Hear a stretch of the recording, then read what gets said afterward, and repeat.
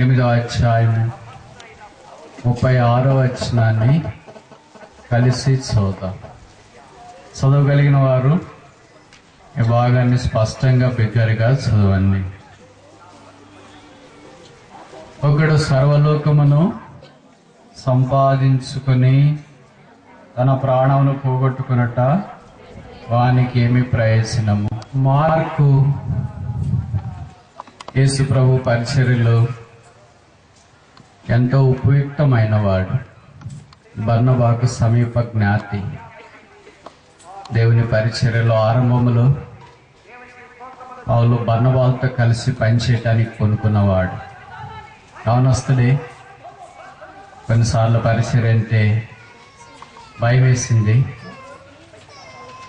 అందుకనే కొంతకాలము పౌలు లాంటి వారిని విడిచి తన స్థలానికి వచ్చినాడు. ఎందుకు వచ్చినాడో ఇది విధమైన కారణం మనకు తెలియదు. బహుశా 5 కారణాలు ఉండొచ్చు. మొదటిది, యవనస్తుడు కనుక ఎక్కువ కాలం ఓరేం లేకుండా ఉండదేమో, అందుకు వచ్చినాడేమో. రెండవది, హోమ్ సిక్. ఇంటికి వెళ్ళాలి అనేది కొంతమందికి ఉంటుందిగా, కనుక దాన్ని బట్టి ఏమైనా వచ్చినాడేమో. మూడవది, పరిచర్యలో చాలా కష్టాలు ఉంటాయి. అందులో పౌలుతో కలిసి పనిచేయడం అంటే ప్రాణాలకు తెగించడం. నాకు చాలా భవిష్యత్తు ఉంది కదా, కొంతకాలం దూరంగా ఉందామలే, బతుకుదాం అని ఏమైనా ఆలోచించి వచ్చినాడేమో. ఆ తర్వాత చివరిది, బహుశా ఆరోగ్యం బాగలేక అక్కడి నుండి వచ్చినాడేమో. ఇలాగ దేవుని పనిలో నుండి కొంతకాలం విశ్రమించిన వ్యక్తి తిరిగి ఒక సువార్త రాస్తాడు అని ఎవరైనా ఊహిస్తారా? కలుస్తారా? అన్నిట్లో కరెక్ట్గా వచ్చేవాళ్ళే రాస్తారు అని సాధారణంగా మనం అనుకుంటాం. అట్లేం లేదు. అన్నిట్లో కరెక్ట్గా వచ్చేవాళ్ళు అన్నిట్లో కరెక్ట్గా ఉండకపోవచ్చు. అన్నిట్లో కరెక్ట్గా లేని వ్యక్తి దేవునికి తన హృదయం ఎంతో దగ్గరగా తీసుకుని వచ్చి ఉండొచ్చు. కనుక దేవుడు ఒకసారి ఆయన పరిచర్యలో నుండి వైదొలిగిన తర్వాత కూడా వాడుకోవటానికి సమర్థుడు అని తెలియచేయటానికి ఈ మార్కు సువార్త మనకు కనిపిస్తుంది. యవనస్తుడే. తర్వాత పౌలు అన్నాడు, మార్కును వెంట పెట్టుకుని రమ్ము, అతడు నాకెంతో ప్రయోజనకరమైన వాడు. ఏ మార్క్ అయితే వద్దన్నాడో, అంటే ఏ మార్కునైతే వద్దన్నాడో ఆ మార్క్ ఇప్పుడు ఎవరికి కావాలంట? పౌలకు కావాలంట. నిజంగా మనం దేవునికి యథార్థమైన మనసుతో జీవిస్తే మన శత్రువులే మనకు మిత్రులు అవుతారు. కొన్నిసార్లు మనం దేవునితో సరిగా ఉండం కనుక మన మిత్రులే శత్రువులు అవుతారు మనకు. కానీ మార్క్ విషయంలో అలా కాదు. పౌల మార్కును పట్టించుకోకపోయినా తర్వాత మార్కు ద్వారా ఆత్మీయమైన ఆదరణ మేలు పొందాలని కోరాడు. ఈ మార్కు కుర్రోడే, నాకు తెలిసి పెళ్లి కాలేదు అనుకుంటా, కానీ దేవుని కొరకు చాలా తీవ్రంగా పనిచేసినాడు. 16 అధ్యాయాలు కలిగిన సువార్త తన చేతిలో నుండి దేవుడు జారవిచ్చినాడు. దేవుడికి ప్రతి వారు అవసరం. నేను అవసరం లేదేమో, కొంతకాలం పరిచయం మానేశాను కదా, మందిరం మానేశాను కదా, ప్రార్థన మానేశాను కదా, సేవ మానేశాను కదా, దేవునికి దూరం అయ్యాను కదా, ఆయాసంగా జీవించినాను కదా, ఇంక దేవుడు నన్ను వాడుకోడేమో ఆయన బాధపడాల్సిన పని లేదు. ప్రభు బల్ల మన యొద్ద ఉన్నంత దాకా తిరిగి దేవుడు మనల్ని సమకూర్చుకోవటానికి అవకాశం ఇస్తున్నాడని గుర్తుంచుకోవాలి. ప్రభు బల్ల తీసివేయబడిన తర్వాత ఇక సమకూర్పుకు అవకాశం లేదు. అందుకని టేబుల్ రిమైండ్స్ రెస్టరేషన్, వాళ్ళ సమకూర్పున జ్ఞాపకం చేస్తుంది. మనం అంతా సమకూర్చబట్టడానికి వచ్చినాం. ఏదో ఆదివారం ఇంట్లో ఖాళీ కిందకు ఉండడము, వెళ్ళి మందిరంలో కూర్చుందామని కాదు వచ్చింది. I want to be restored. సమకూర్చబడాలి. మార్క్ ఎలాగ దూరం వెళ్ళాడో మనం కూడా అనేక విషయాల్లో భౌతికంగా దూరం వెళ్ళకపోయినా ఆత్మీయంగా దూరం వెళ్ళినట్లు నాకంటే మీకు బాగా పరిచయం. ఎందుకని కొన్ని పరిస్థితులు వచ్చినాయి. మనుషులు సరిపోలేదు, సేవకులు సరిపోలేదు, సంఘం సరిపోలేదు, విశ్వాసం సరిపోలేదు, కొన్నిసార్లు దేవుడే మనకు సరిపోలేదు. అందుకని ఏమనుకున్నాం, ఇంక బైబిల్ ఏం చదువుతాంలే, ఏం ప్రార్థన చేస్తానులే, ఏం ఆరాధన చేస్తానులే, ఏం జీవిస్తాంలే అని అనేకసార్లు నిరుత్సాహపడ్డా. ఈ మధ్యాహ్నం తిరిగి ప్రభు దగ్గరికి రావచ్చు. ఎక్కడికి వెళ్తాం? ఎంత దూరం వెళతాం? అంతకాలం వెళతాం? ఎన్నిసార్లు వెళతాం? ఎంతసేపు వెళతాం? మీకు ఒక నియమం తెలుసు కదా, భూమి గుండ్రంగా ఉంది కనుక ఎక్కడ తిరిగినా ఎక్కడికి రావాలా? ఎక్కడ ఆరంభించినా అక్కడికే రావాలి. నాసా వాళ్ళు ప్రయోగించినా, చంద్రయానికి పోయినా భూమి గుండ్రంగానే ఉంది కనుక అక్కడికే రావాలి. ఏ స్థలానికి వెళ్ళినా, ఏ వైపు వెళ్ళినా, ఏ ప్రాంతానికి వెళ్ళినా దేవునికి దూరంగా ఎంత పరిగెత్తుకోవాలని ప్రయత్నం చేసినా, కీర్తనకాడు అన్నాడు కదా, నాకు పక్షి వల్లే లేదా గో వల్లే రెక్కలున్నాళ్ళ ఎంత దూరంగా వెళ్ళిపోతా. ఎంత దూరం పోతావు? భూమి ఆకర్షణకు దూరంగా పోగలరా? పోలేదుగా. కనుక ఎంతకాలం వెళతావు? ఎంత దూరం వెళతావు? ఎన్ని రోజులు వెళతావు? వెళ్ళలేవు. మనుషులు కనుక అలాగా ఆయాసంతో కొన్నిసార్లు అనుకుంటాం. తిరిగి మధ్యాహ్నం ప్రభు దగ్గరికి వస్తాను. ప్రభు, నా హృదయంలో అనేకసార్లు నీ మీద ఆయాసం వచ్చింది, బాధపడినాను. అందరికి జరుగుతున్నాయి, నాకు జరగలేదే. అందరూ వాడుకుంటున్నావు, నన్ను వాడుకోవట్లేదు. అందరికి మేలు జరుగుతున్నాయి, నాకు జరగట్లేదు. అందరు అక్కడ తీర్చబడుతున్నాయి, నాకు తీర్చబడట్లేదు. అందరికి సమస్యల్లో విడుదల వస్తుంది, నాకు రావట్లేదు. అందరు బంధకాలు తెంచబడుతున్నా, నాకు తెంచబడట్లేదు. కొన్నిసార్లు కొంతమంది సాక్షి చెప్తున్నా నాకు చాలా అబ్బరం అనిపిస్తుంది. మన సంఘంలోని బ్రదర్, మేము ప్రార్థన చేసాము, దేవుడు మాకు పిల్లల్ని ఇచ్చినాడు 20 ఏళ్ళ తర్వాత అని చెప్తుంటే ఆశ్చర్యం. ఇది నిజమా? నిజమే. కొంతమంది ప్రార్థన చేసి చెప్తుంటా, బ్రదర్ చాలా ఘోరమైన క్యాన్సర్ వచ్చింది, చనిపోతున్నాను అనుకున్నా, కానీ ప్రార్థన చేసిన ఆఖరి దశలో ఉన్నప్పుడు డాక్టర్లు తీసుకెళ్ళి ఇంటికి అన్నారు. కానీ ప్రార్థన చేసి దేవుడు వాక్యం ద్వారా మాట్లాడాడు, స్వస్థత నీకు శీఘ్రముగా కలగన్నాడు. దేవుడు నాకు స్వస్థపరిచినాడు బ్రదర్, దేవుని మందిరానికి వస్తున్నాను. కొంతమంది చెప్తున్నారు నాకు అసలు పెళ్ళే కాదని, నిన్ను చూస్తే ఎవరు పెళ్లి చేసుకోరని చెప్పారు అన్నారు. సరే నేను అన్నాను, చూడకుండా ఎవరినన్నా చేసుకున్న అమ్మాయి అని చెప్పి. నిజంగా బ్రదర్ మీరు చెప్పినట్లు చూడకుండా నన్ను చేసుకున్నారు. ఇలాంటి అద్భుతాలు, ఆశ్చర్యకారాలు ప్రజలు చెప్తామంటే అందరు ఇంత ఘనంగా చెప్తున్నారేంటి, మనకు చెప్పుకోవటానికి ఏం లేదా అని ఎప్పుడైనా మనకు అనిపిస్తుందా? అనిపించదా?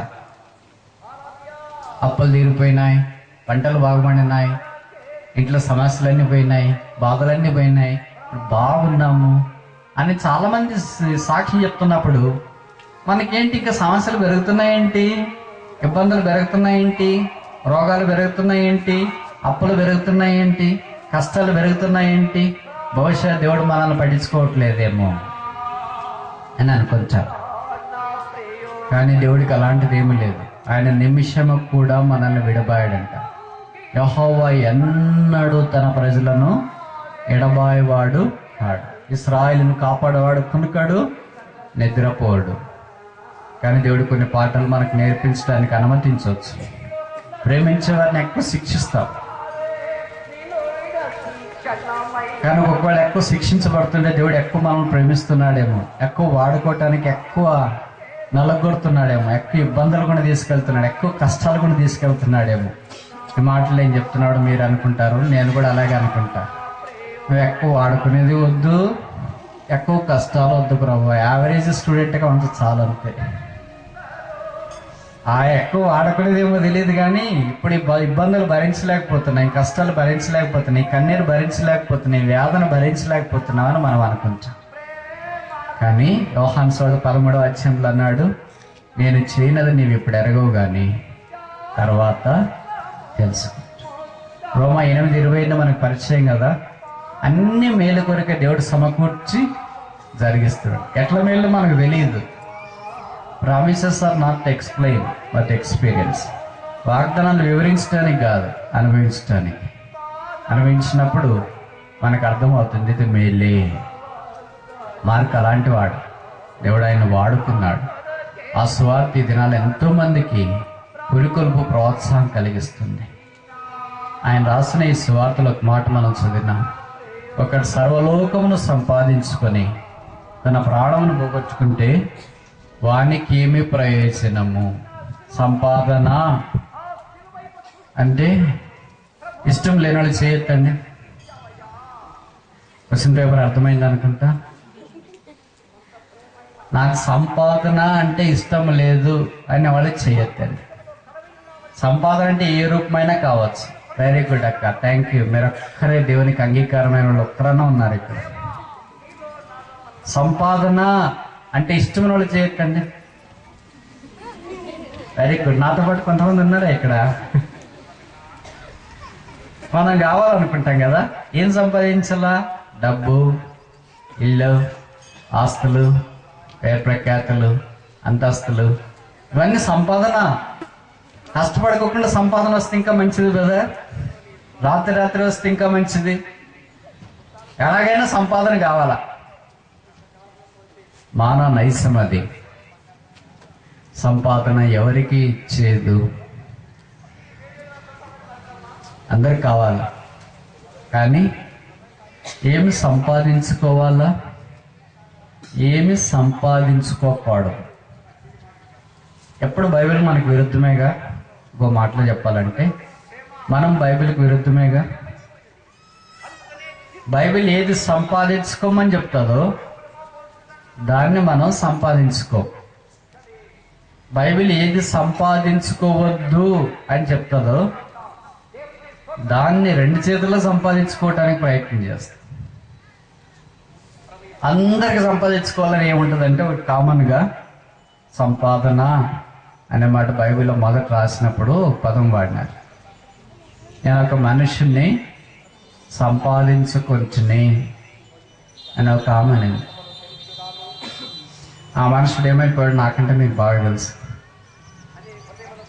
తర్వాత ఒక ఆయన అన్నాడు 11వ అధ్యాయం ఆదికాండములో, పేరు సంపాదించుకుందాము రండి.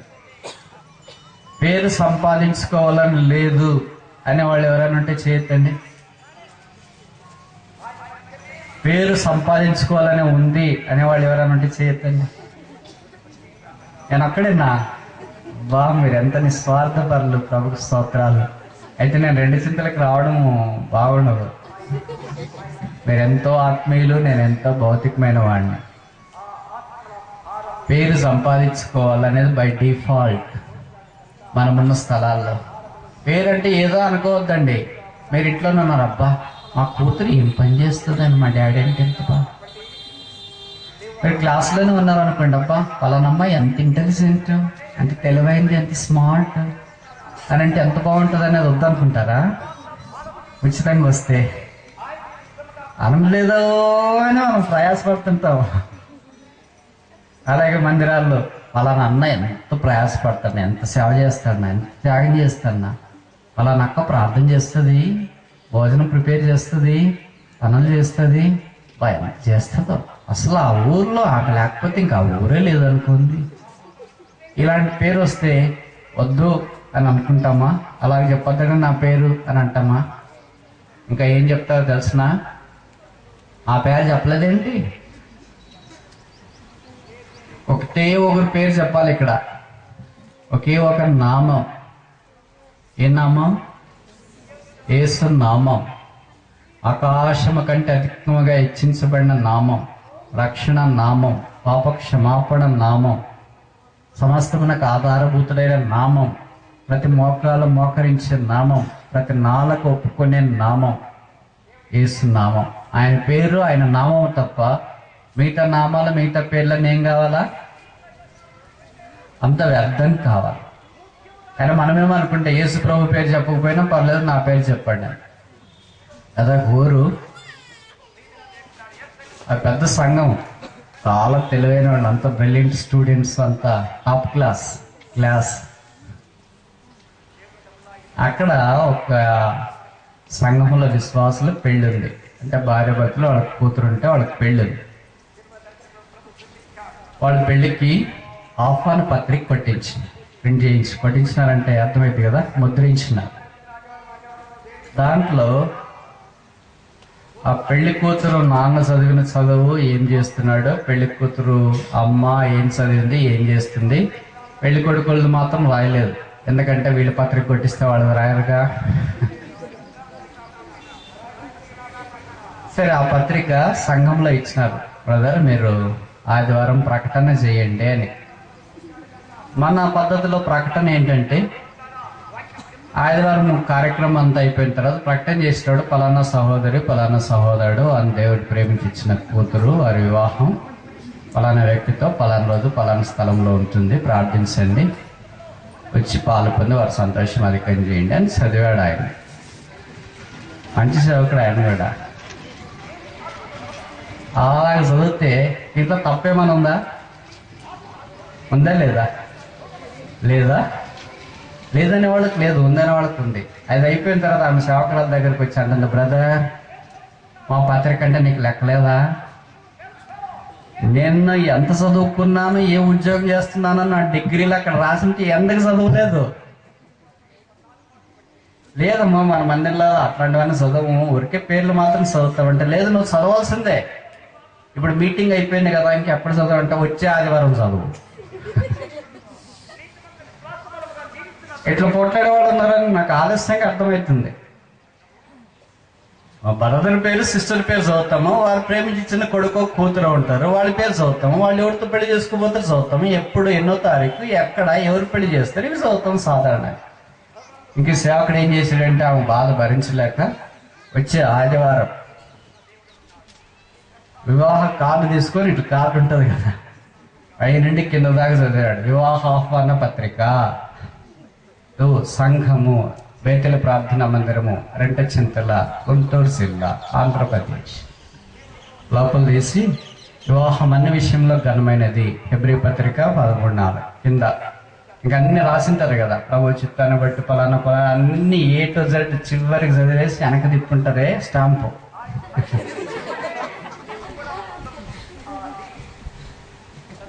అదంతా అయిపోయిన తర్వాత మళ్ళీ ఆ సిస్టర్ వచ్చి, బ్రదర్ థ్యాంక్ యూ బ్రదర్, ఈరోజు మీరు వెడ్డింగ్ కార్డు బాగా చదివారు. వాళ్ళేం సామాన్యమైన విశ్వాసులు కాదు, పాతకాలంలో సండే క్లాస్ టీచర్ ఆమె. ఇంకో మాటలో చెప్పనా, రిటైర్డ్ కూడా అయింది. ఇంకా ఎంత ఆశ ఉంది చూడండి, దేని కొరకు? పేరు, డిగ్రీలు, దాని గురించి చెప్పుకోవాలా. ఈ ఆశ మనం ఏం చేస్తుందంటే ప్రభు దగ్గరికి రాకుండా నష్టపోయేటట్లు చేస్తుంది. ప్రభుల దగ్గరికి వచ్చేటప్పుడు అలాంటి ప్రధానికి సమాప్తి. అందుకే పాతకాలంలో కొన్ని చర్చెస్లో లైటు, టేబుల్, ఫ్యాన్ ఇలాంటివి ఏదైనా ఎవరైనా ఈవిగా చర్చికి ఇస్తే పేర్లు రాసేవాడు, ఫ్యాన్ ప్రెజెంటెడ్ బై మేయర్ అక్క, ట్యూబ్ లైట్ ఉంటే ప్రెజెంటెడ్ బై బ్రదర్ ప్రకాష్. ఇంక బయట డోర్ మ్యాట్లు ఉంటుంది, దాన్ని కూడా వదలరు మనుషులు.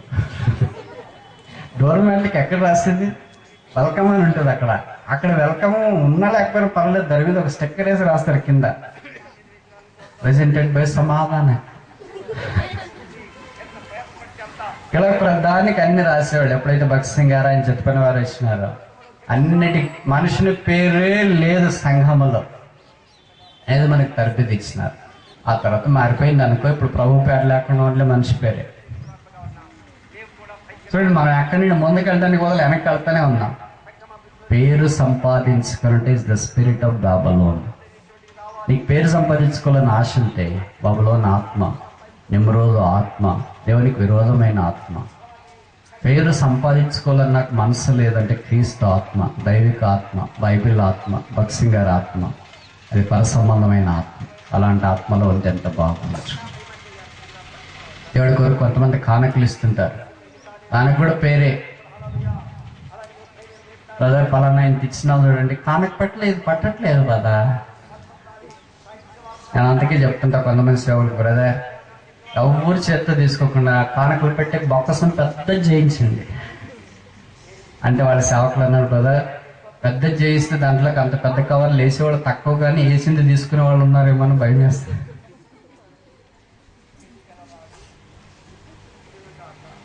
దానికి సమస్యలు ఉన్నాయనుకోండి, కానీ ప్రభు వాళ్ళ దగ్గరికి వచ్చినప్పుడు మన సంపాదన మన పేరు కాదు. మన సంపాదన లోకంలో ఘనత, ఐశ్వర్యం, పేరు ప్రఖ్యాతలు కాదు. మరి ఏం సంపాదించుకోవాలా? ఒక 5 విషయాలు మీ గమనానికి తీసుకురావాలని కోరుతున్నాను. మొదటిది ఫిలిప్పీ పత్రిక 3వ అధ్యాయం. ఫిలిప్పీ పత్రిక 3వ అధ్యాయం 9వ వచనం. Philippians chapter 3 verse 9. ఫిలిప్పీ పత్రిక 3వ అధ్యాయం 9వ వచనం. Philippians chapter 3 verse 9. క్రీస్తును సంపాదించుకొని ధర్మశాస్త్ర మూలమునైన నా నీతిని కాక క్రీస్తునందలి విశ్వాసం వలన నీతి, అనగా విశ్వాసము బట్టి దేవుడు అనుగ్రహించి నీతి గలవాడనై ఆయన యందు అగుపదు నిమిత్తము. మొదట ఏం సంపాదించుకోవాలా? మీరు మౌనంగా ఉండద్దు, ఎందుకంటే నిద్ర వచ్చే సమయం ఇది. ఏం సంపాదించుకోవాలా? Very good. క్రీస్తును that I may win Christ.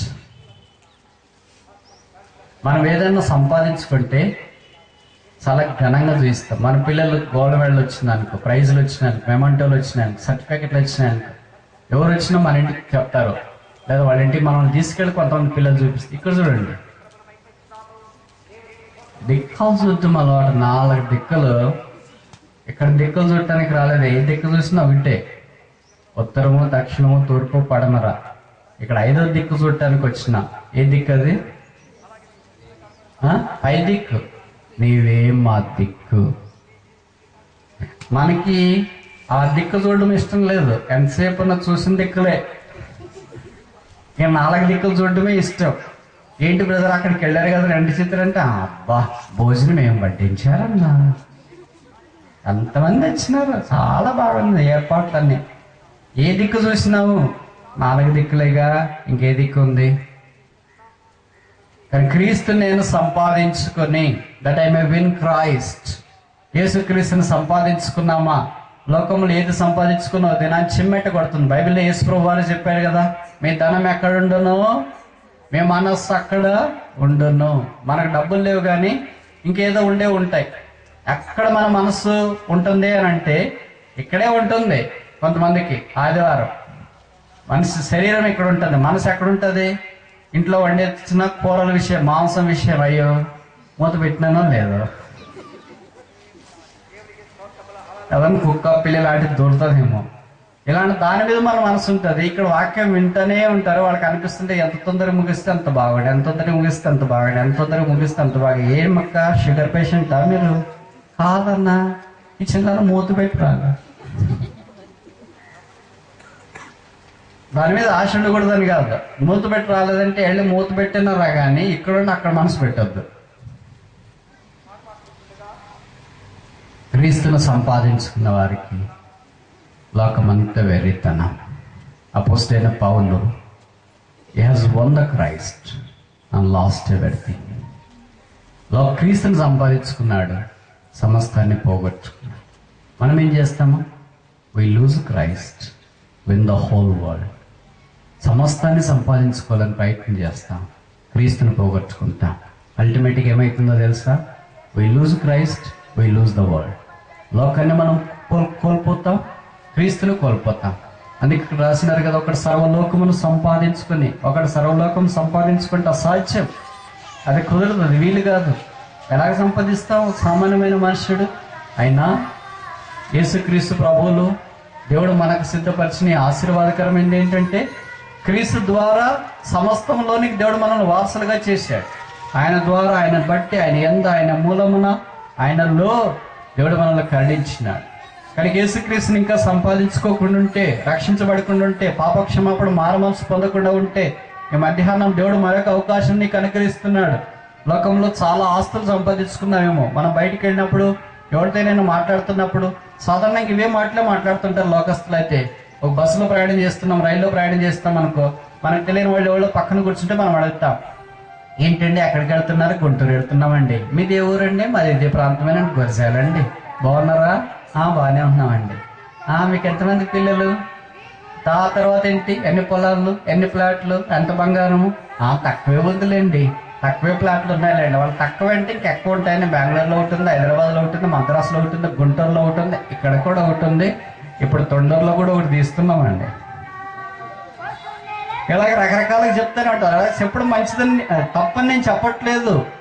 భౌతికమైన సంపాదన విషయమై అతిశయం ఉంది, కానీ ఆత్మ సంబంధమైన సంపాదన, క్రీస్తుని గురించిన సంపాదన, క్రీస్తే నా సంపాదన అనే అతిశయం అనేక సార్లు మనకు కొరవాడింది. కానీ యేసు ప్రభువు లేకుండా నువ్వు సమస్తము కలిగి ఉన్న, ఆరోగ్యమున్న, డబ్బున్న, చదువున్న, అందమున్న, ఐశ్వర్యమున్న, కులమున్న, గోత్రమున్న, మతమున్న, సాంప్రదాయాలున్న, పద్ధతులున్న, నాగరికత లేకపోయినా నువ్వేమున్నా సరే యేసు ప్రభు లేకపోతే పెద్ద సున్నా. కనుక ప్రభు అయిన యేసునందు నీ విశ్వాసం వస్తే నీ పాపాలు క్షమించబడితే నీ జీవితం మార్చబడుతుంది. యేసు ప్రభు వారు పాపుల రక్షకుడు. పాపులు ప్రేమించి భూమి మీదకి పాపుల రక్షకుడుగా వచ్చినాడు. పాపములన్నీ భరించడానికి శిలువ మీదకి వెళ్ళాడు, రక్తం కార్చాడు, చనిపోయాడు, సమాధి చేయబడ్డాడు, తిరిగి లేచినాడు. ఒక దినాన తిరిగి మనందరి కొరకు ఆయన రాబోతున్నాడు. ఆయన ఎవరు సంపాదించుకుంటారో వారందరిని ఆయన కూడా సంపాదించుకున్నాడంట. ఆ సంపాదన అంత తేలిగ్గా రాదుగా, కష్టపడితే వస్తుందిగా. రాత్రి వచ్చే సంపాదన కాదుగా, ఇదేం చీట్లు కాదుగా, ఇదేం లాటరీ కాదుగా ఉన్న పాట తగలటానికి. అందుకే అపోస్తల కార్యాలు 20వ అధ్యాయంలో మనం చూస్తే క్రీస్తు తన స్వరక్తం ఇచ్చి సంపాదించిన సంఘం. సంఘం ఎవరిదంట? యేసుప్రభు యొక్క సంపాదన. మనకి ఎవరి సంపాదన? యేసుప్రభు మన సంపాదన. కానీ యేసుప్రభు లేకుండా మనం సమస్తాన్ని కలిగి ఉన్నప్పటికీ మనం ఏం సంపాదించలేము. యేసుప్రభుని ఎరగకుండా ఉంటే, నీ పాపాలు క్షమించబడకుండా ఉంటే, నువ్వు మారుమనసు పొందకుండా ఉంటే, నువ్వేది సంపాదించడం అని అనుకున్నావో అది సంపాదనే కాదు. కొంతమంది అంటే నేను కష్టపడి డిగ్రీ సంపాదించిన, కష్టపడి ఉద్యోగం సంపాదించిన, కష్టపడి పొలాలు సంపాదించిన, కష్టపడి రోగం కూడా సంపాదించుకున్నా.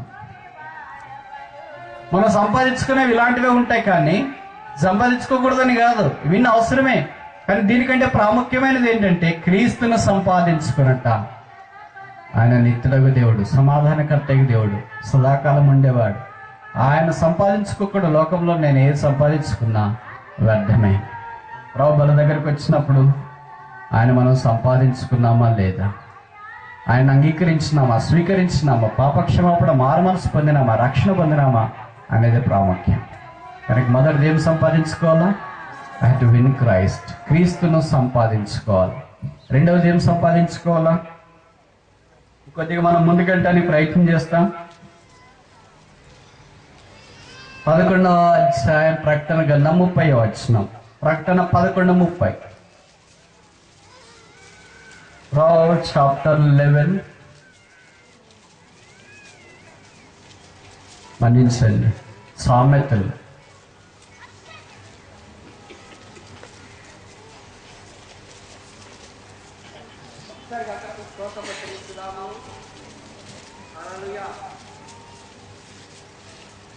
సామెతలు 11:30. Proverbs chapter 11 verse 30. 11:30. నీతిమంతులు ఇచ్చు ఫలము జీవవృక్షము, జ్ఞానము గల వారి ఇతరులను తెలుగులో రక్షింతురు అని ఉంది. ఇంగ్లీష్లో ఏం రాశారంటే విన్ అదర్స్. ఇతరులను వారు సంపాదించుకుంటారు. కనుక మనం రెండోది ఏం చేయాలంటే we have to win the souls for Christ. క్రీస్తు కొరకు ఇతరులను, ఆత్మలను సంపాదించుకోవాలి. ఆత్మలు సంపాదించుకోవాలంటే అంత తేలిక కాదు.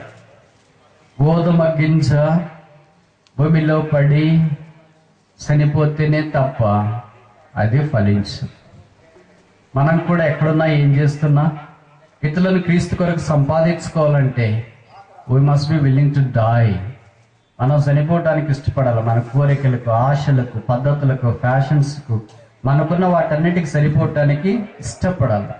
మనకి ఈ దినాల్లో ఏముంది? చావంటేనే కష్టం. The Christian life is always encircled with death. క్రైస్తవ జీవితం మరణం చుట్టూ కేంద్రీకరమైంది. The more I die, the more I gain. The more I lose, the more I win. నేను ఎక్కువ చనిపోతే ఎక్కువ సంపాదించుకోగలను. నేను ఎక్కువ నష్టపోతే నేను ఎక్కువ సమకూర్చుకోగలను. నేను చనిపోకుండా నేను సంపాదించుకోవాలంటే కుదరదు. అలాగ రాదు. యేసు ప్రభు వారు చనిపోకుండా పరలోక రాజ్యంలోనే ఉండి ఎక్కడంతా పాపలు ఉన్నారో అందరూ ఒకేసారి వచ్చేయండి, మీ అందరి పాపాలు నేను క్షమించేసానని చెప్పలేదు. అని భూమి మీదకి వచ్చి తన ప్రాణాన్ని పోగొట్టుకోవటానికి ఇష్టపడ్డాడు. నిజమైన స్నేహితుని కొరకు ప్రాణం పెట్టేవాడు కంటే ఎక్కువైన ప్రేమ గలవాడు ఎవడు? సామెతలు 17:17 మనం చూస్తాం కదా, నిజమైన స్నేహితుడు విడవక ప్రేమించును. యేసు ప్రభువే ఆ నిజమైన స్నేహితుడు. మనమున్న స్థలాల్లో, స్థానిక సంఘాల్లో దేవుని పని వృద్ధి కావాలంటే ఏం చేయాలంటే మనం ఆత్మను సంపాదించడం ప్రాముఖ్యం. ఈ దినాల్లో చాలా కొరత ఉంది. ఇంతకుముందు చాలా ప్రయాసపడేవారు. ఇంతకుముందు బంధువులు రక్షణ లేనివారు మన ఇంటికి వస్తే వాళ్ళని కూడా మందిరానికి తెచ్చేవాడు. ఇప్పుడేమైందంటే రక్షణ లేనివాడు మన ఇంటికి వస్తే మనం మందిరానికి వచ్చేవాడు కూడా మానేస్తున్నాం. ఏం బ్రదర్ మానేశారంటే బంధువులు వచ్చారంటే అందుకే మానేశారు. ఇంతకుముందు అలా కాదు, బంధువులు వచ్చినారంటే వాళ్ళని కూడా తీసుకుని వచ్చేవాడు, వాడు కూడా వాక్యం వినేవాడు. సరే ఇంతకుముందు పరిస్థితులను బట్టి అట్లా తెచ్చాం బ్రదర్, ఇప్పుడు పరిస్థితులను బట్టి మేము కూడా మానేస్తే మంచిది అనుకుంటున్నాం అని అనేవాళ్ళు ఉండొచ్చు. దానికి ఒక కారణం అనేది ఉంటుంది, కానీ ఏ కారణం సరైనది కాదు, దైవికమైన కారణం తప్ప. ఆ కారణం ఏంటంటే ఆత్మలను సంపాదించట. కాలమందను అకాలమందను, సమయమందను అసమయమందను సంపాదించుకునడం చాలా ప్రాణం. వారే మనక ఈ సామెతల గ్రంథంలో మీరు సంపాదించట అనే మాట చూస్తారు. ఏ సమయంలో సంపాదించుకోవాలా? ఎప్పుడు సంపాదించుకోవడం కుదురుతుంది అని అంటే దాని విషయంలో సామెతలు 6వ అధ్యాయంలో ఒక మాట చెప్పబడింది. సామెతలు 6వ అధ్యాయం అత్యధికమైన ఆశీర్వాదాలతో నింపండి, అత్యధికమైన దీవులతో నింపండి, ఇవిగా నీ మహిమత్యంగా మీరు స్థిరపరచమని కోరుచున్నాను ప్రభువానికి వందనాలు. సామెతలు 6వ అధ్యాయం 8వ వచనం, అవి వేసవి కాలమందు ఆహారము సిద్ధపరచుకొని అంటే సంపాదించుకొనను, కోతకాలమందు ధాన్యము కూర్చుకొనను. ఏవవి? చీమలు. చూడండి, మనం ఎవరితో నేర్చుకోవాలంట? జ్ఞాని సొలొమోను మీరు వెళ్ళి దేవదూతలతో నేర్చుకోమని చెప్పలే. అని చెప్పింటే తేలిక మనకి, ఎందుకంటే దేవదూతలు మనకంటే గొప్పవాళ్ళనేగా మనం తలంపు. వాళ్ళకి ఎలాగో పాపలేదు కనుక దేవదూతల దగ్గరికి వెళ్ళి, దేవదూత ముఖ్యమైన దేవదూత ఎవరు, శరాపులు ఎవరు, కెరాపులు ఎవరు, ఎవరు ఉన్నారు అంతా ఒకసారి నా దగ్గరికి వచ్చేసి నాకు అవసరమైన నేర్పించేయండి. Mathematics, computers, software, hardware, uploading, downloading అన్నీ నేర్పించేయడం అని నేర్చుకుంటాం. కానీ దేవుడు ఏం చెప్తున్నాడంటే వాళ్ళంతా నీకు అవసరం లేదని, వాళ్ళు ఎక్కువ, నీకు టూ మచ్. మరి ఎవరి దగ్గర నేర్చుకోవాలి ప్రభు అని అంటే చీమల దగ్గరికి వెళ్ళి, సింహాన్ని చూసి నేర్చుకోండి అంటే బాగుంది. ఎప్పుడైనా యేసుప్రభు చెప్పాడు అలాగా? సింహాన్ని చూసి నేర్చుకోండి, ఏనుగు చూసి నేర్చుకోండి ఇలాంటివి చెప్పాడా? సమానమైన గొర్రె పిల్లని చూసి నేర్చుకోండి, చీమలను చూసి నేర్చుకోండి, కుందేళ్ళు చూసి నేర్చుకోండి. వాటిని చూసి నేర్చుకునేది ఏముంది? మనం వాటికి అతిథులం కదా, మనకి ఇంకెక్కువ తెలివి ఉంది కదా అని మనం అనుకుంటాం. కానీ చీమల్లో సోమరి చీమలే లేవు.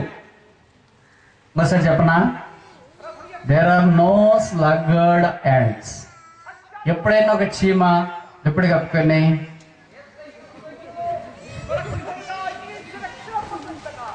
ఒక మూల ఉదయం నుండి సాయంకాలం దాకా పడుకుని చూసిన వాళ్ళు ఉంటే చేయొద్దండి. లేదా చీమకు షుగర్ కానీ బీపీ కానీ వచ్చింది, అలాంటి చీమని నేను చూసినా అని వాళ్ళు చేయొద్దండి. అంటే మనకి రావడం తప్పని నేను చెప్పట్లేదు, మన దేహం వేరే వాడి దేహం వేరే. కానీ చీమలు ఎప్పుడు ఏం చేస్తుంటాయంటే దే ఆర్ ఆల్వేస్ లెబోరియస్. పని చేస్తూనే ఉంటాయి. ఏం చేస్తాయో తెలియదు కానీ మన ఇంట్లో తిరుగుతాయి, బయట తిరుగుతాయి, ఎక్కడ కావాలంటే తిరుగుతూనే ఉంటాయి. మనం వాటి మార్గం మార్చేయాలని ప్రయత్నం చేసినా, నీళ్లు చల్లినా, గమాక్షన్ చల్లినా, ఇప్పుడేం లక్ష్మణ్ రేఖ లాంటిది కూర్చున్నా మళ్ళీ కొద్దిసేపు అయిపోయిన తర్వాత వస్తాయి. భయపడు దేనికి? ఆపదకు భయపడదు. అందుకనే కదా ఇతరులు మనం సంపాదించుకోవాలంటే మనం ప్రయాసపడాలి. ఆ చీమలు తనకంటే బరువైన తీసుకెళ్ళడానికి ప్రయత్నం. మీరు ఒక లడ్డు పెట్టినారు అనుకోండి, ఒక చీమ మొదట వస్తుంది, అన్ని గుంపులు రా కుక్కలు వచ్చినట్లు. కుక్కలకి చీమలకు తేడా తెలుసుగా.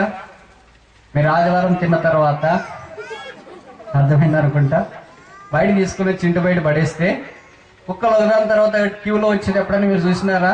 మొదటి కుక్క వెళ్ళి అమ్మకాలు తీసుకెళ్ళా, రెండో కుక్క వచ్చి నేను వేరే తీసుకెళ్తా అనేది మీరు ఎప్పుడైనా చూసారా? ఎలాగొస్తాయి కుక్కలు? ఆ? మీ ఊర్లో కుక్కలు లేవా? ఉన్నాయా? అది చెప్పరేంటి? అవన్నీ చూసి నేర్చుకోమని దేవుడు చెప్పాడు కదా. ఊరికే చూస్తే మా ఊర్లో కుక్కలు ఉన్నాయి కదా, ఎక్కడ చూసినా కుక్కలే. చూసి నేర్చుకోవాలి. అవన్నీ గుంపుకు వస్తాయి. వెళ్ళి మనం ఏదైనా భోజన పదార్థాలు పడేసిన వాటికి అన్నీ ఉదానికి వస్తాయి. మొదట తినటానికి బదులుగా ఏం చేస్తాయి? పోట్లాడతాయి. తిన్న తర్వాత పోట్లాడితే మంచిది, కానీ తినకుండా పోట్లాడతాయి. విశ్వాసం చాలా మంది అలాగే ఉంటారు. వాక్యం విన్న తర్వాత వెళ్ళేటప్పుడు ఏదో అనుకుంటే పర్వాలేదేమో కానీ, అంటే అలా చేయండి అని నేను చెప్పట్లే. మళ్ళీ జయరాజ్ బ్రదర్ అట్లా చెప్పాడని బయటికి వెళ్ళి ఇచ్చారు. ముందే పోరాడుతుంటే there are dogs. There are some churches where there are dogs. సంఘాల్లో కుక్కలు ఉన్నాయి, అవి పోట్లాడుతూనే ఉంటాయి. ఆదివారమే పోట్లాడతాయి. విచిత్రం ఏంటంటే నాన్ వెజిటేరియన్ దొరుకుతాయి కనుక. ఉదయం మీద ఒకటి చీర ఇన్ని పోట్లాడుతూ ఉంటే ఏదో పెద్దది ఒకటి వస్తుంది. అది వచ్చేటప్పటికి దాని ఇవన్నీ పరుగు ఎక్కడండి. ఆ పోట్లాడకుండా దేనికి నచ్చింది అది తినంటే బాగుండేగా. దేవుని ప్రజలైన మనం అనేక సార్లు జంతువులకితే హీనంగా ప్రవర్తిస్తాం. అయితే అదే ఒక లడ్డు పెట్టావనుకో, వరుసగా చీములు వచ్చి పోట్లాడేది నువ్వు ఎప్పుడైనా చూసావా? లేదా అన్నీ వచ్చి ఒకేసారి ఒక చీమ పోట్లాడి చూసావా లేదా? చూడలేదు. ఎట్లుంటాయి మరి అవి? ఉదాహరణ తర్వాత ఒకటి అన్నీ వచ్చి ఆ లడ్డును తీసుకెళ్ళి తనకు మించిన పని అది. దాని వెయిట్ ఎంత? లడ్డు వెయిట్ ఎంత? లడ్డు వెయిట్ ఒక 200 grams అనుకో. చీమ వెయిట్ ఎంత? వెయిట్లెస్. ఈ వెయిట్లెస్ది వెయిట్ ఉన్నదాన్ని తీసుకెళ్తాం. ఇప్పుడు మనం వెయిట్ ఉన్నవాళ్ళు వెయిట్ లేని వదిలేసిపోతాం. మన వెయిట్ ఏంటి? యేసుప్రభువే మన వెయిట్. ఆయనే మన బరువు, ఆయనే మన బలము, ఆయనే మన జ్ఞానము, ఆయనే మన పరిశుద్ధత, ఆయనే మన నీతి. కనుక ఆయన ద్వారా మనం బలం పొందిన వారము. ఆయన కొరకు ప్రజలను సంపాదించడానికి బదులుగా అనేక సార్లు ఈ పనిలో సోమరులుగా ఉన్నాం.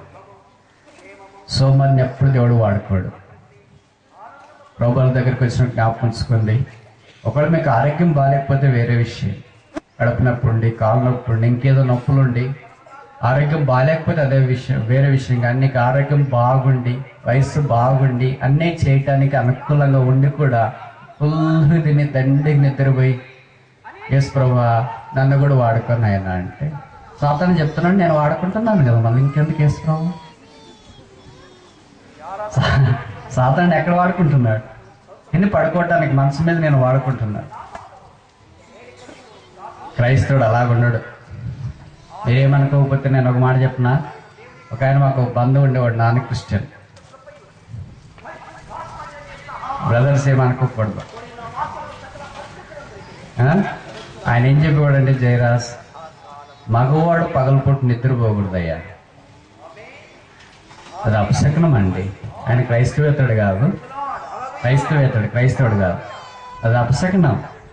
వాడు కష్టపడాలి అంతే. మగవాడు పగలపూట నిద్రపోవడం ఏంటి?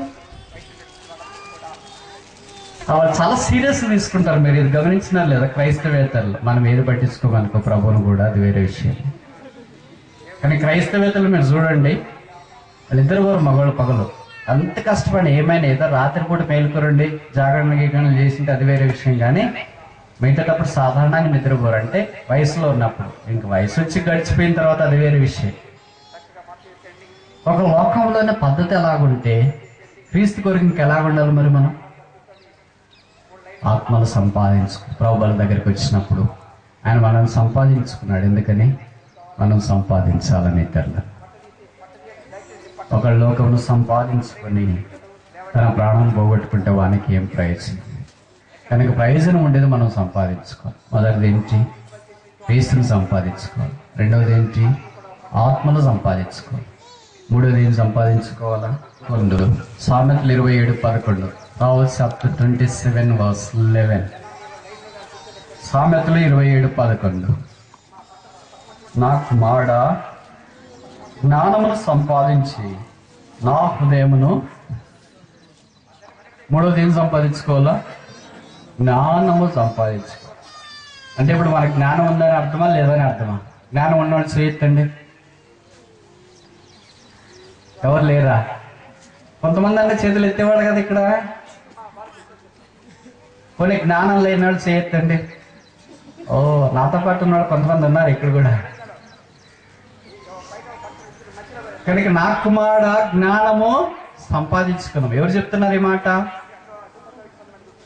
జ్ఞానులకు జ్ఞాని, మహాజ్ఞాని పేరు సొలొమోను. జ్ఞానం ఎవరని తెలుసుకోవాలంటే ఆయన దగ్గరికి వెళ్ళాలి. అయితే కొత్త నిబంధనలోకి వచ్చిన తర్వాత యేసుప్రభువు అన్నాడు, సొలొమోను కంటే గొప్పవాడు ఇక్కడ ఉన్నాడు. అపోస్తలుడైన పౌలు కొరింథీయులకు రాసిన మొదటి పత్రిక ఆఖరి వచనంలో అన్నాడు, క్రైస్ట్ ఈజ్ మై విజ్డమ్. క్రీస్తే నా జ్ఞానం. క్రీస్తు దగ్గరికి ఎంతమంది దగ్గరికి వస్తామో అంత జ్ఞానం వస్తుంది. మన జ్ఞానం లేకుండా ఉండటానికి కారణం ఏంటి? క్రీస్తు దగ్గరికి రావట్లేదని అర్థం. అందుకే అజ్ఞానంగా ప్రవర్తిస్తుంటాం. మీరు దినములు చెడ్డవు గనుక సమయమును పోనీయక అజ్ఞానుల వలె కాక జ్ఞానుల వలె నడుచుకోవాలి. సమయం పోనిస్తున్నామంటే అర్థం ఏంటి? అజ్ఞానులు. సమయాన్ని సద్వినియోగం చేస్తున్నామంటే అర్థం ఏంటి? జ్ఞానులు. బండ మీద కడుతున్నామంటే అర్థం ఏంటి? జ్ఞానులు. ఇసుక మీద కడుతున్నామంటే అర్థం ఏంటి? అజ్ఞానులు. సిద్ధుల్లో నూనె తీసుకెళ్తున్నామంటే ఏమని అర్థం? జ్ఞానులు. సిద్ధుల్లో నూనె లేదంటే ఏమని అర్థం? అజ్ఞానులు. ఇవన్నీ బైబిల్లో మనం చూస్తే ఇంట్లో ఉన్నామంటే ఏమని అర్థం? జ్ఞానులు. ఇంట్లో నుండి బయటికి వెళ్ళామంటే ఏమని అర్థం? జ్ఞానం లేకుండా బుద్ధిహీనంగా అజ్ఞానంగా ప్రవర్తించే వారు.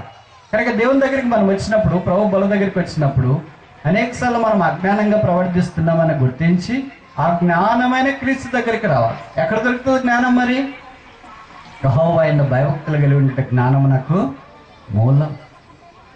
మన జ్ఞానం యేసు ప్రభువే. ఆయన్ని మనం ఎంత ఎక్కువగా అనుభవిస్తామో అంత ఎక్కువ మనకు జ్ఞానం వస్తుంది. సొలొమోనుకి అంత జ్ఞానం ఎలా వచ్చింది? యేసు ప్రభు దగ్గరలో, దేవుడికి దగ్గరలో ఉన్నాడు. మనకి జ్ఞానం రాకుండా ఉంటుంది కారణం ఏంటి? ఆవిడించండి. మనకు జ్ఞానం రాకుండా ఉంటుంది కారణం ఏంటి? జ్ఞానమునకు, సమస్త జ్ఞానమునకు ఆధారమైన యేసు ప్రభు దగ్గరికి రాలేకపోవడం. మనకి ఎప్పుడు జ్ఞానం కావాలా? మనకి ఎప్పుడు జ్ఞానం కావాలనుకుంటాము? పరీక్షలు వచ్చినప్పుడు. కొంతమంది ప్రార్థన చేయకపోవడానికి వస్తారు. అన్నా ప్రార్థన చేయండి అన్న, పరీక్షలు ఉన్నాయి, 10వ తరగతి కొరకు అన్ని చదివినవన్నీ మర్చిపోతున్నా. నేను అడుగుతాను, క్వశ్చన్ పేపర్ చూసిన తర్వాత అమ్మాయి క్వశ్చన్ పేపర్ చూడక మునిపోయినా అని. క్వశ్చన్ పేపర్ చూడక మునిపే అన్నా, ఇంకా మరి చూసిన తర్వాత ఏం గుర్తొస్తాయి? చూడక మునిపే మర్చిపోతే చూసిన తర్వాత ఏం గుర్తొస్తుంది? అందుకే నన్ను మా పాపకు జ్ఞానమే లేదు, ప్రార్థన చేయండి జ్ఞానం వచ్చేటట్లు. ఇది భూ సంబంధమైన జ్ఞానము. బైబిల్లో రాయబడింది పరిశుద్ధమైన జ్ఞానము, పరలోక సంబంధమైన జ్ఞానము, దైవికమైన జ్ఞానము. విజ్డమ్ ఫ్రమ్ అబౌవ్, పైనున్న జ్ఞానము ప్రేమగలది, మృదువైనది, అన్నిటిని ఓర్చుకునేది, భరించేది, దైవికమైనది. ఆ జ్ఞానము మనకు కావాలని దేవుడుకో. బుద్ధి జ్ఞాన సర్వసంపదలు దేవుని యందు గుప్తంలో ఉన్నాయి. మేము కూడా ప్రార్థన కొరకు వచ్చేవాళ్ళు 10వ తరగతి రాసేటప్పుడు, ఇంటర్మీడియట్ రాసేటప్పుడు, డిగ్రీ రాసేటప్పుడు, డిఎస్సి రాసేటప్పుడు, ఎంటెక్, బీటెక్ అన్ని టెక్కలు రాసేటప్పుడు, సెట్లు ఇప్పుడు వచ్చినాయి, టెక్కలు పోయి సెట్లు వచ్చినాయి. సెట్లు రాసేవాళ్ళు పరీక్షలు కావాలని, పరీక్షల కొరకు ప్రార్థన చేయడం వస్తే మేము కూడా అలాగే ప్రార్థన చేస్తాం. మేమని ప్రభువా బుద్ధి జ్ఞానం నీ యొక్క గుప్తంలో అయినా కదా, వీళ్ళకి జ్ఞానం దయచేయండి. పరీక్షలు అయిపోయి రిజల్ట్స్ అయిపోయిన తర్వాత ఇంకెవ్వరు నాకు జ్ఞానం కావాలో ప్రార్థన చేయని రారు. మేము కూడా అలాగే ప్రార్థన చేయం. అంతేనా? మన జ్ఞానం ఎప్పుడు కావాలా? ప్రతి సమయమందు మనకు కావాలి. కారణం ఏంటంటే మనం అజ్ఞానులము. అజ్ఞానులను సిగ్గుపరచుట కొరకై లోకంలో వెర్రివారిని ఆయన ఎన్నిక ఏర్పాటు చేసుకో. అలాంటి వెర్రివారము మనలో చాలా మంది ఉన్నాం. కనుక జ్ఞానం క్రీస్తును సంపాదించుకుంటే జ్ఞానం సంపాదించు. ఇప్పుడు 3 విషయాలు మనం చూసిన. మొదటిది ఏంటి? That I should win Christ, క్రీస్తును సంపాదించుకోవాలి. రెండవది ఏంటి? That I may win souls, ఆత్మలను సంపాదించుకోవాలి. మూడవది ఏంటి? That I may win wisdom, జ్ఞానము సంపాదించుకోవాలి. నాలుగవది ఏం సంపాదించుకోవాలా? తిమోతికి రాసిన మొదటి పత్రిక 6వ అధ్యాయం 18. 1 తిమోతి 6:18.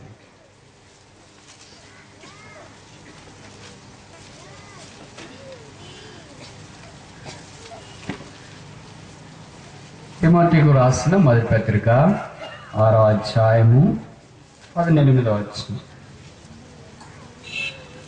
వారు వాస్తవమైన జీవమును సంపాదించుకొను నిమిత్తము. సంపాదించుకోవాల్సిన 4వ సంగతి ఏంటి? జీవం. ఎంత మనం పొందిన జీవం? ఆ మాట విని నన్ను పంపిన వాని యందు విశ్వాసముంచు ప్రతివాడు నిత్యము గలవాడు. వాడు మరణంలో తీర్పులోనికి రాక మరణంలో నుండి జీవములోనికి దాటిన. మనం ప్రవేశించిన అడ్మిషన్ వేరే, అబండెన్స్ వేరే. 10వ తరగతిలో పాస్ అయిన వెంటనే 10వ తరగతి చేరిన వెంటనే సర్టిఫికెట్ రాదు. ఇంటర్మీడియట్ చేరిన వెంటనే సర్టిఫికెట్ రాదు. మెడిసిన్ చేరిన వెంటనే సర్టిఫికెట్ రాదు. ఇంజనీరింగ్ చేరిన వెంటనే సర్టిఫికెట్ రాదు. పిహెచ్డి చేరిన వెంటనే సర్టిఫికెట్ రాదు. సర్టిఫికెట్ రావాలంటే ఏం చేయాలా? 10వ తరగతి మా వాని కాలేజీలో స్కూల్లో చేర్పించాను బ్రదర్. మంచి స్కూల్ బ్రదర్, సర్టిఫికెట్ ఇచ్చారు. అప్పుడే ఎట్లా ఇస్తారు బ్రదర్? మరి ఏం చేయాలా? రోజు క్లాస్కి వెళ్ళాలా? ఎగ్జామ్స్ కానీ పరీక్షలు పెడతారు, పరీక్షల్లో సిద్ధపడాలా, మంచి మార్కులతో పరీక్షల్లో పాస్ కావాలా. ఆ తర్వాత ఏమొస్తుంది? సర్టిఫికెట్. ఎప్పుడు 10వ తరగతి పాస్ అయినట్లా? చేర్పించిన రోజా, సర్టిఫికెట్ వచ్చిన రోజా? ఎప్పుడంటే ఆవలించండి. మీకు రాజ్యం ఈ రోజంతా మీదే.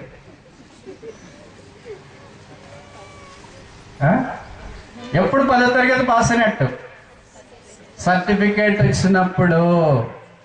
చేరినప్పుడే నాకు వచ్చేసింది అనుకుంటే అది వేరే, అది కుదరదు. మెడిసిన్ చేరిన వెంటనే 4 ఏళ్ళు 5 ఏళ్ళు కష్టపడాలి. ఫెయిల్ అవుతావో పాస్ అవుతావో తెలియదుగా.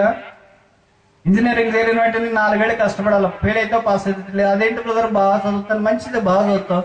ఇక 4 ఏళ్ళు పరీక్షలు రాసేటప్పుడు ఆరోగ్యం కావాలిగా. ఆరోగ్యం లేకుండా ఎంత చదివితే ఏం లాభం ఉంది? పరీక్షలు వచ్చినప్పుడు కొంతమందికి ఆరోగ్యం లేకుండా అయిపోతుంది. వాళ్ళకి ఏదో ఇబ్బంది కలదు. ఇంకప్పుడు వాళ్ళ పరీక్ష కడలేదు. అప్పుడు 4 ఏళ్ళకి అయిపోదుగా. 4 ఏళ్ళకి అయిపోవటానికి, చదువు సమయానికి ముగించడానికి దేవుని కృప ఎంతో అవసరం.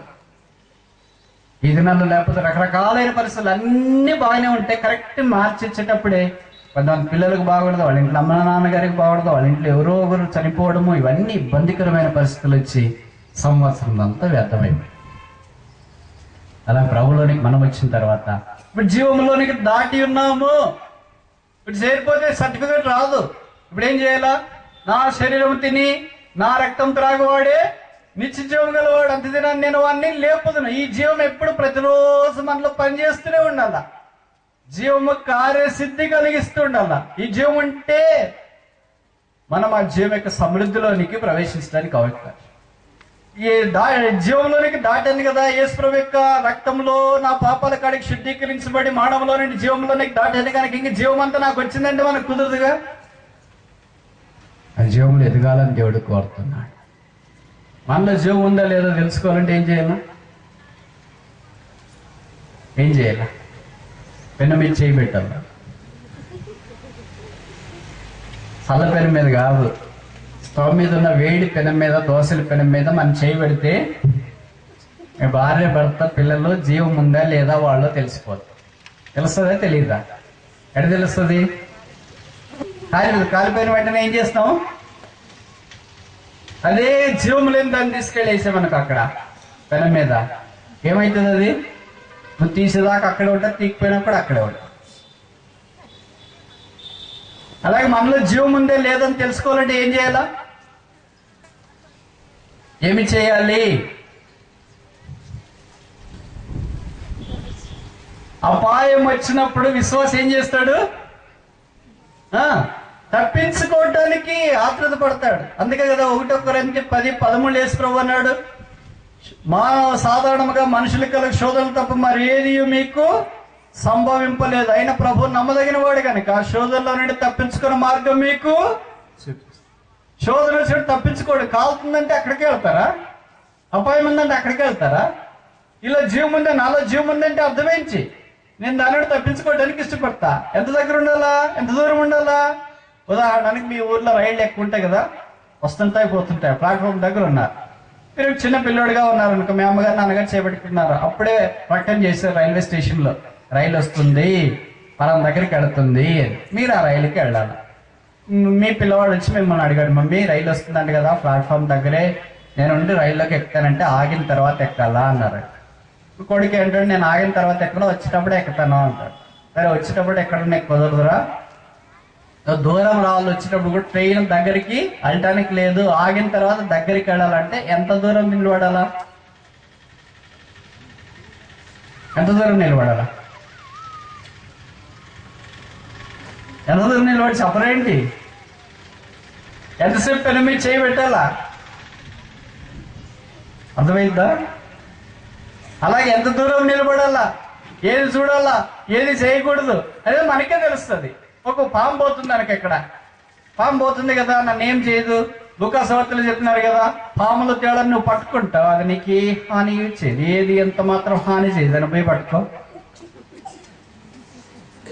నిజంగా వాక్యం నీలో పనిచేస్తే మంచిదే, కానీ పాము చూసిన వెంటనే ఒక డిస్టెన్స్ వస్తాయి. ఎంత దూరంకి వస్తాం చెప్పండి? మీరు ఎప్పుడు చూడరు ఇవన్నీ. మీ ఊర్లో పాములు లేవా?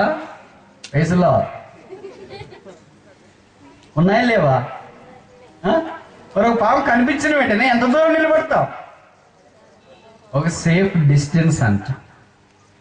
ఎంత సేఫ్ డిస్టెన్స్ నిలబడతామంటే అది ఒకవేళ మన మీద దాడి చేసినా, మన వైపు అది రావడానికి ప్రయత్నం చేసినా, మనం అక్కడి నుండి తప్పించుకునేంత డిస్టెన్స్ లో నిలబడతాం.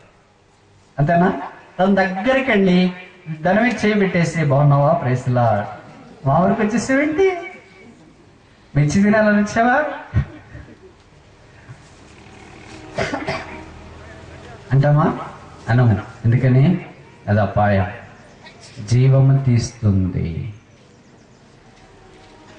కనుక మనల్ని ఏదైతే జీవము తీస్తున్నాయో దానికి మనం దూరంగా, ఏదైతే మనకు జీవం ఇస్తుందో దానికి దగ్గరలో మనం పెడతాం.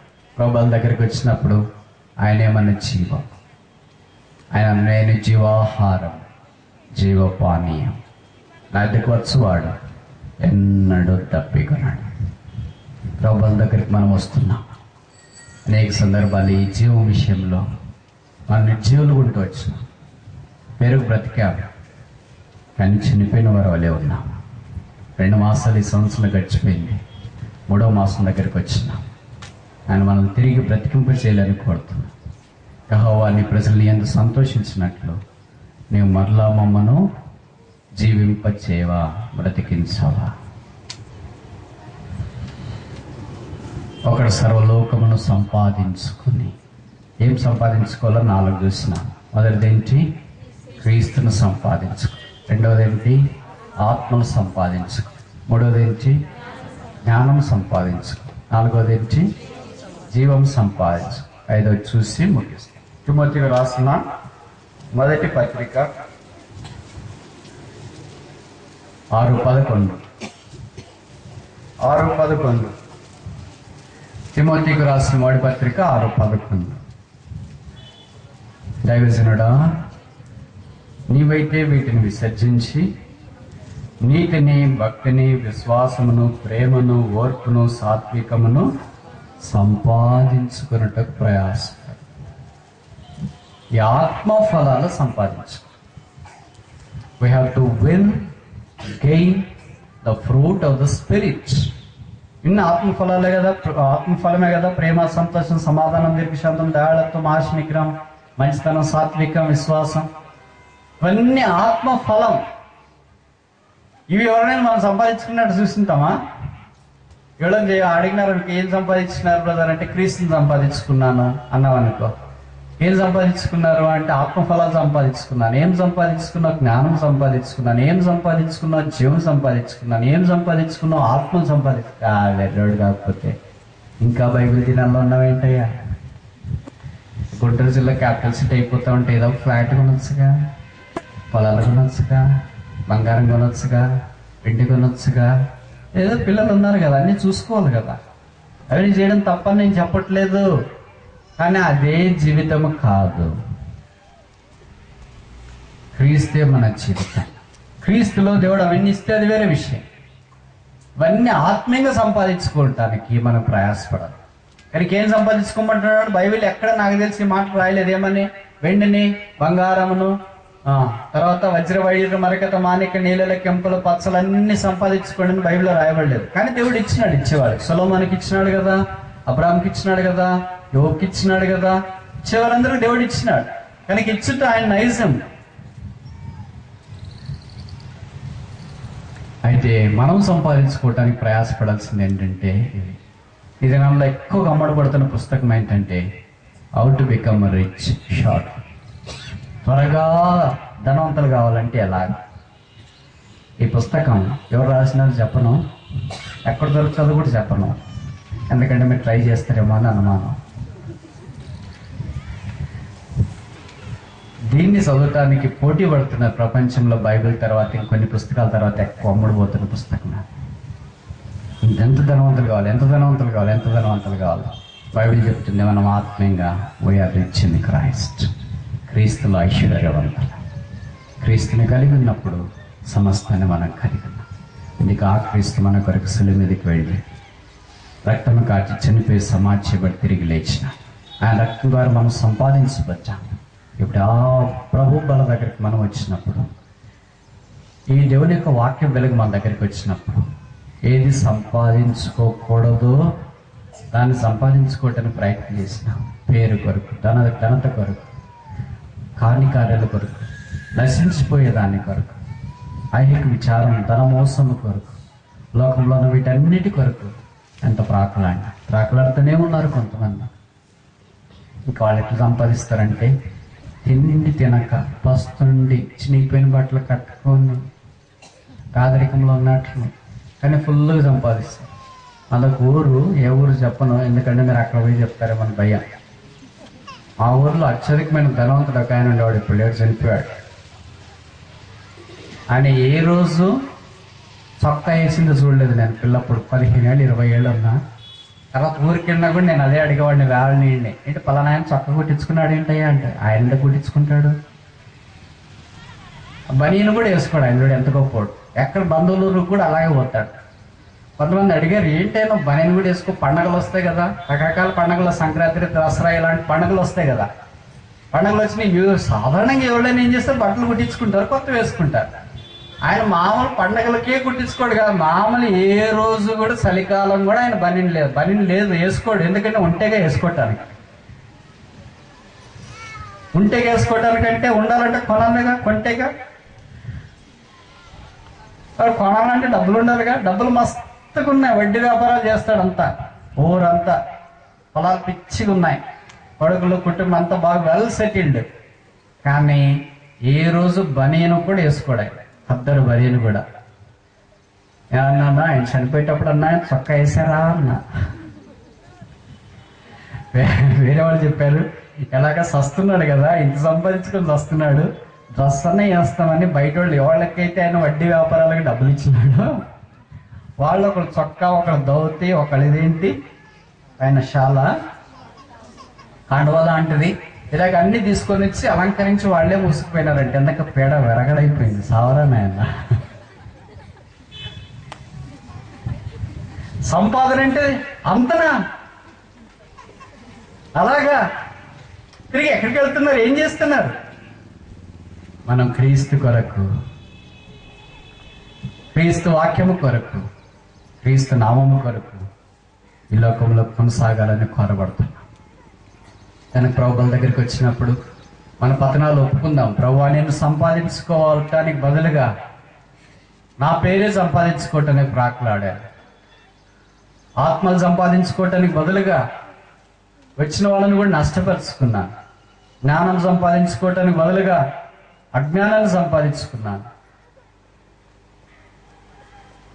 ఆత్మ ఫలాలు సంపాదించుకోవటానికి బదులుగా కానివన్నీ నేను సంపాదించుకున్నాను. అందుకే ఇది నాలో జీవము ఫలించటం లేదు. మధ్యాహ్నం మీ బల దగ్గరికి వస్తున్నాను, నీ జీవం నాలో ప్రవహించినట్లు నన్ను యోగ్యునిగా ఇచ్చి నీ రక్తం చేత కడగ పరిశుద్ధపరచు. నేను నిన్ను సంపాదించుకుని నీ కొరకే నా జీవితం కొనసాగించుకున్నట్లు విమోచించబడిన ఆత్మ ఇలాంటి తీర్మానంలోనికి మధ్యాహ్నం వచ్చును గాక. ఆమేన్.